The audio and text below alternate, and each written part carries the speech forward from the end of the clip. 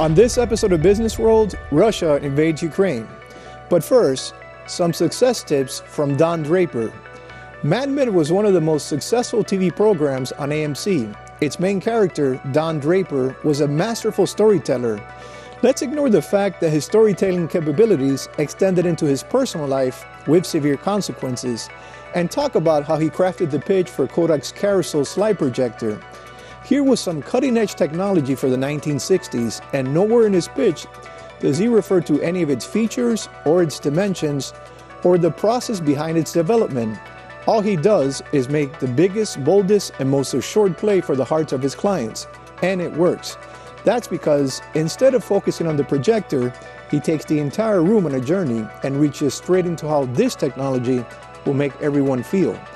In a world of slide carousels, do you want the one that advances half a second faster, or do you want the one that can return you to the happiest moments of your life?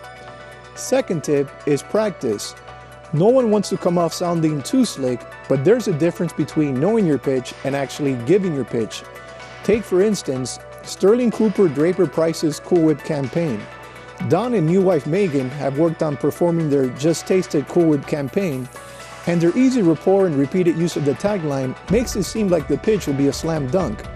They've workshopped this presentation 100 times, and its success is predicated more on that than on their natural chemistry. But when at the last minute, brilliant creative mind Peggy Olson is asked to step in and perform, she completely botches the line. She helped develop the tagline and knew it perfectly well, but she actually never had to perform it. That lack of preparation may have cost them the Cool Whip account. Number 3, listen to what the prospect is actually asking for. Conrad Hilton of the famous Hilton Hotels had pretty grand ambitions. For one, he was intent on opening a hotel on the moon, and he wanted a campaign centered on a space-age concept. Though his relationship with Don was often father-like and encouraging, he wasn't shy in expressing his deep disappointment, if not outright anger, when Don presented him with a beautiful, smart, modern campaign for Hilton Hotels that completely ignored his request. Sure, Hilton on the Moon is one of the more outlandish requests out there, so we really can't blame Don for not taking it literally, but it's symptomatic of a bigger sales problem. Sometimes we're so wrapped up in the pitch we want to give that we ignore what the prospect is actually wants. Number 5, sometimes you can throw everything possible at the prospect and it still won't be enough. It's true.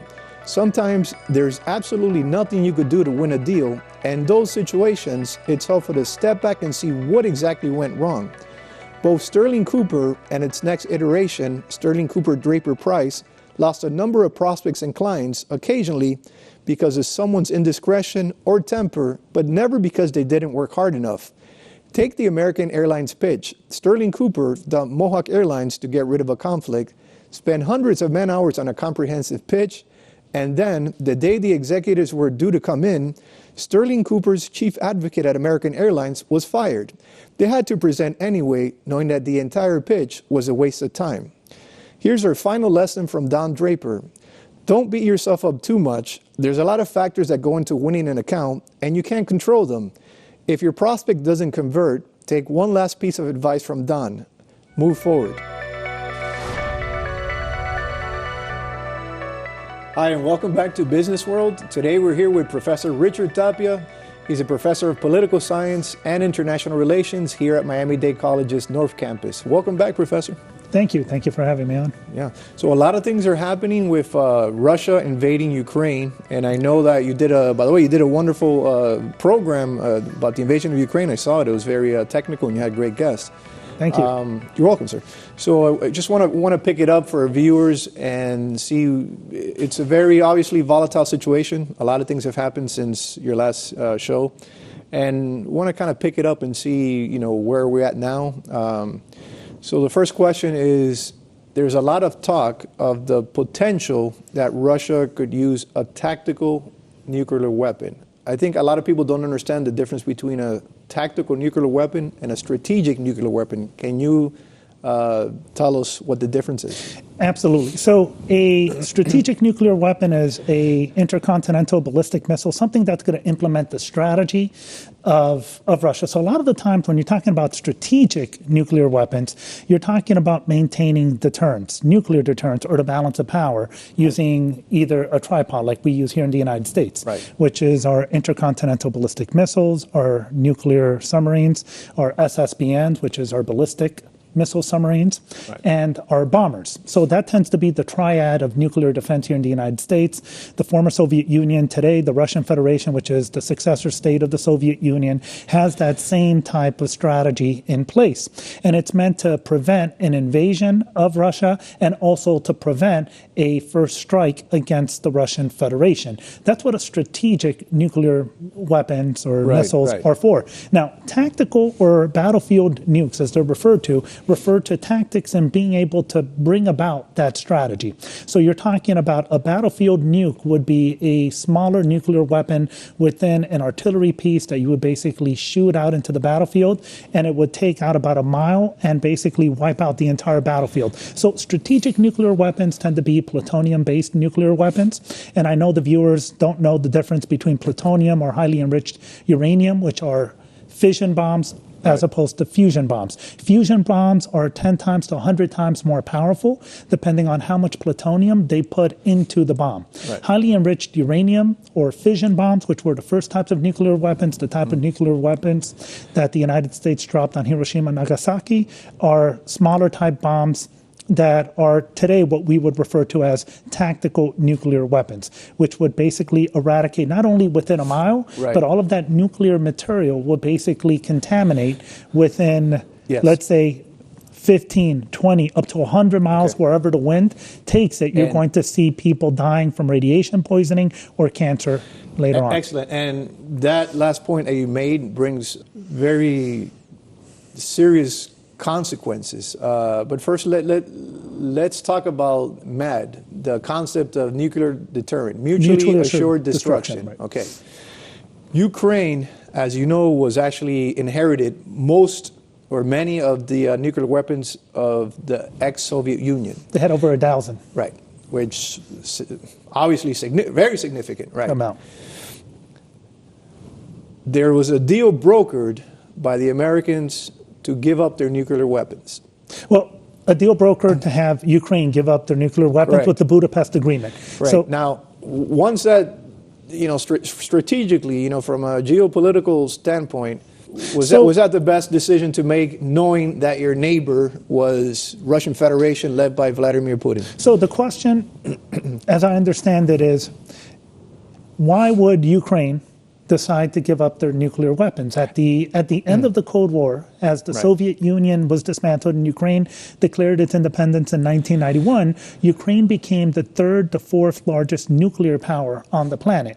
They had over 1,000 warheads. They had more warheads than France and more warheads than even China. So why would a sovereign nation like Ukraine give it up in the Budapest Agreement? Knowing their neighbor. Knowing their neighbor, Russia has nuclear weapons, or even other European powers. So for the viewers to understand what the Budapest Agreement was, it was an agreement that was brokered by the United States and the European powers to have Ukraine give up their nuclear weapons to the Russian Federation, because the Russian Federation was seen as the successor state of the Soviet Union.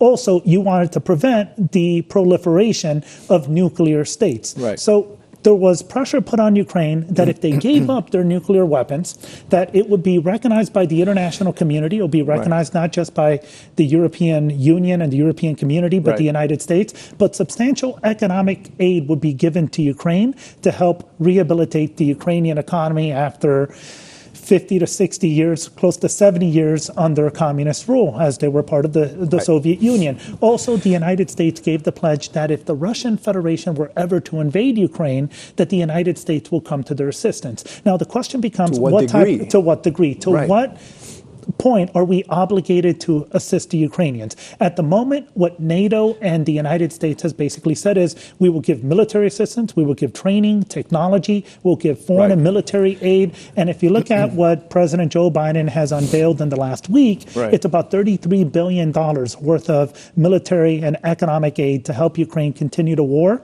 with the Russian Federation. Now, the Ukrainians would like to see more. The Ukrainians would like to be admitted into NATO, which NATO and the European Union has basically said no to both NATO membership and EU membership. But there's other ways that they could be a NATO partner, that they could be given military hardware, training. They could also be admitted into the European Free Trade Agreement. So there's different layers to European Union membership in which they could fulfill their obligation.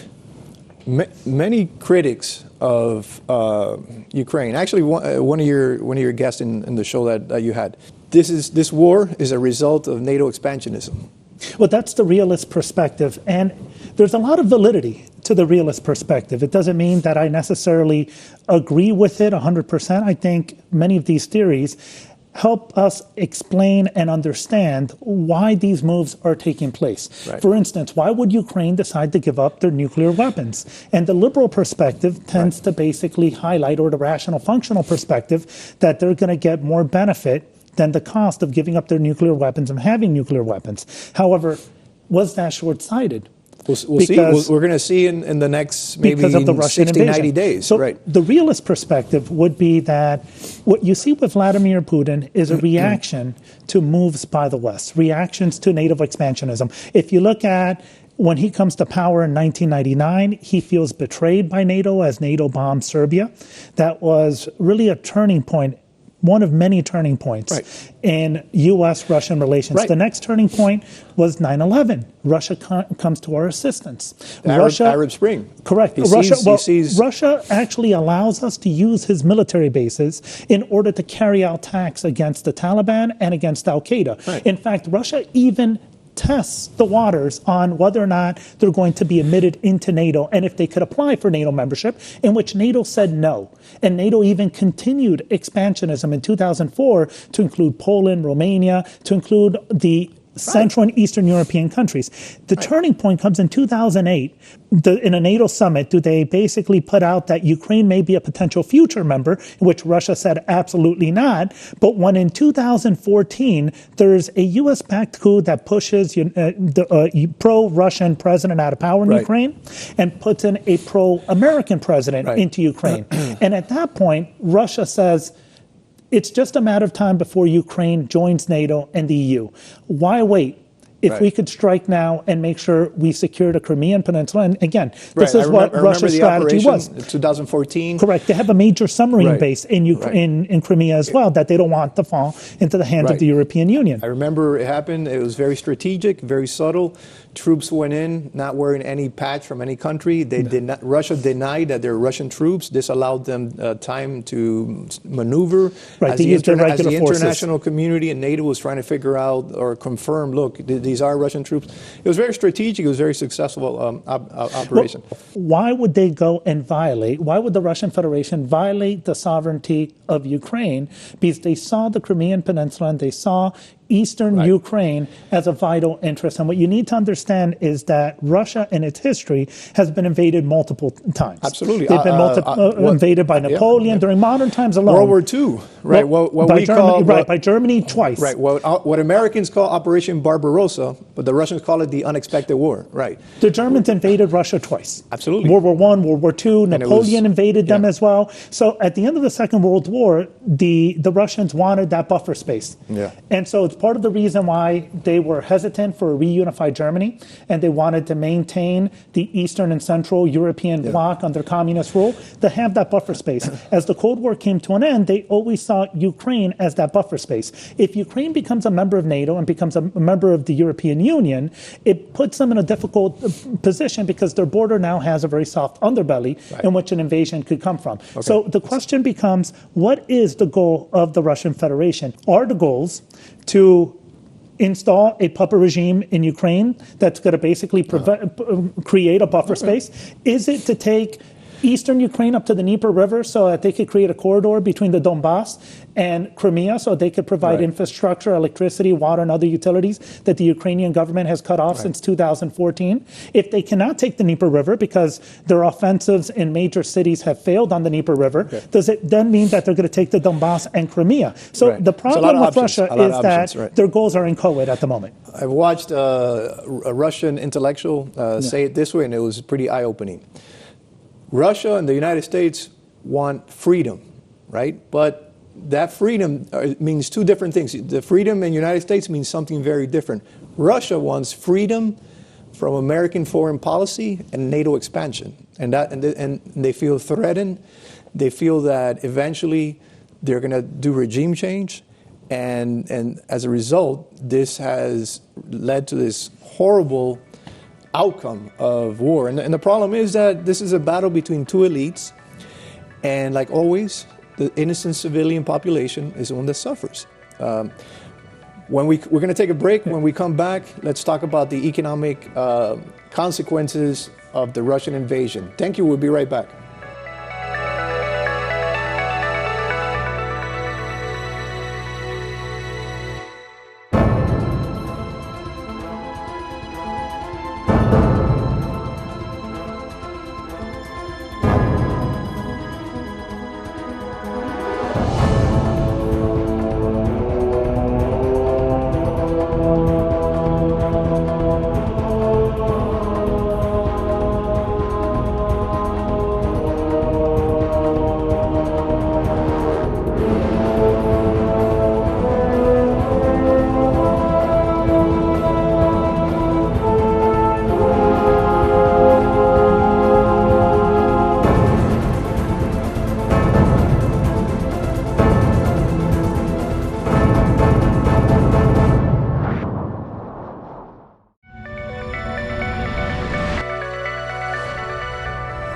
Welcome back, friends. We're here discussing the Russian invasion.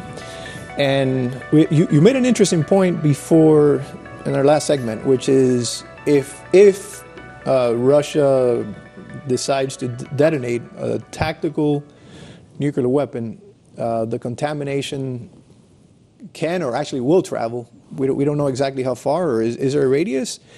And if it should contaminate other parts of Europe, I guess the closest country that is aligned with NATO would be Poland, right? Well, it depends where the wind is blowing, and that's the difficult part. No pun intended, right? No pun intended. It could blow back on the Russians, and I think the Russians understand it. And it's a game theory. It's a game of chicken. So the question is, are the Russians truly going to use nuclear weapons? Are nuclear weapons able to be used tactically? Is there a real purpose or any use for nuclear weapons? Robert McNamara, who was a former Secretary of Defense, would say the only purpose for nuclear weapons is to prevent another power from using nuclear weapons against you. But when you have asymmetrical nuclear advantage where the Russian Federation has nuclear weapons and the Ukrainians don't, then you could use them to blackmail the Ukrainians. And that creates a prisoner's dilemma or a security dilemma within Ukraine, prompting why Ukraine wants to join part of NATO. You also have NATO, the Europeans, and the Americans saying there will be consequences if Russia uses nuclear weapons. That's a deterrent. What are the consequences? Is it nuclear deterrent? They're not clear, and they're not clear on purpose. So they're playing a classic game of chicken, similar to what you saw with the Cuban Missile Crisis. How far are you willing to go? What are you willing to risk?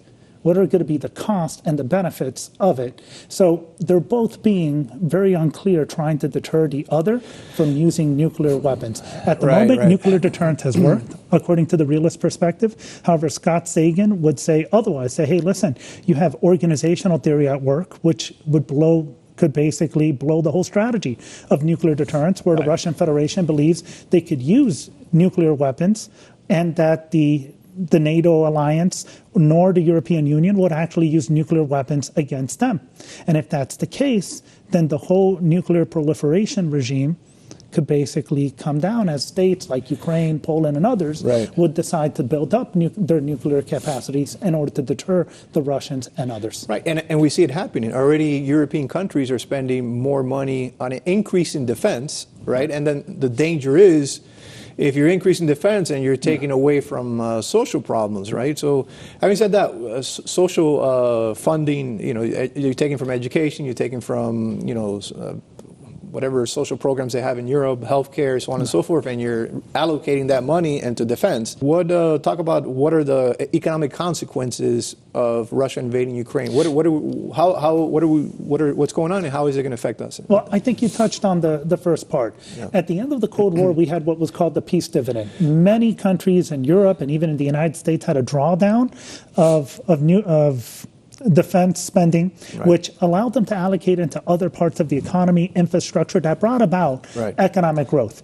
Now, the United States, even though we did have a peace dividend during the Clinton administration, you begin to see later as the war on terror proliferated and we were in Afghanistan for 20 years, defense spending continued to increase. But in other parts of Europe, you're going to see that money that was once allocated to the economy and to social programs may now be allocated to defense spending, what is the proper amount that they should be spending according to the NATO alliance and the NATO treaty? They should be spending anywhere between 2 to 3% of their GDP on military defense is what they should be spending. The United States spends about 3 to 4%, but you may see that number begin to increase as there's a rising Russian threat against Eastern Europe. I think Germany was like at 2%, and they went like to 11%. It's literally overnight, and this is, we don't know how this ends, Let's do some hypotheticals.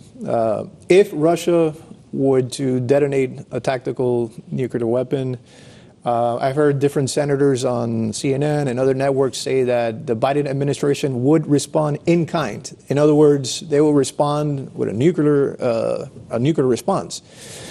Others have said that no, they will certainly respond, but it's not going to be in kind. There's going to be more sanctions, right? From your perspective, what would be based on what we know about the Biden administration, and also I think there's another factor that people don't realize, that Vladimir Putin is a student, whether you want to demonize him or not, right? Which the U.S. media has done an amazing job in demonizing him naturally, right? Because you want to play the psychological game, so he stops that behavior, but in reality, he's a very intelligent person and has studied U.S. and history and foreign policy very carefully, and he understands that he's dealing with a traditional politician versus President Donald Trump, which is a different. He's not a traditional politician. He didn't come from the world of politics. He came from business, right? What would be some of the responses, from your perspective, that the administration would take? Let me start off. My perspective is that Vladimir Putin is a rational actor. He's not irrational. Absolutely. I do believe he's a war criminal. I agree with President Biden. Well, it's a matter of law. Right, because he has attacked civilians. It's been the wanton destruction of civilian property and civilian life. Sure. It's also trying to eliminate the Ukrainians from eastern Ukraine, which is ethnic cleansing and an act of genocide as per the definition, not just on the Convention Against Genocide, but everything that Raphael Lemkin basically coined as genocide, the destruction of in whole or in part of a people.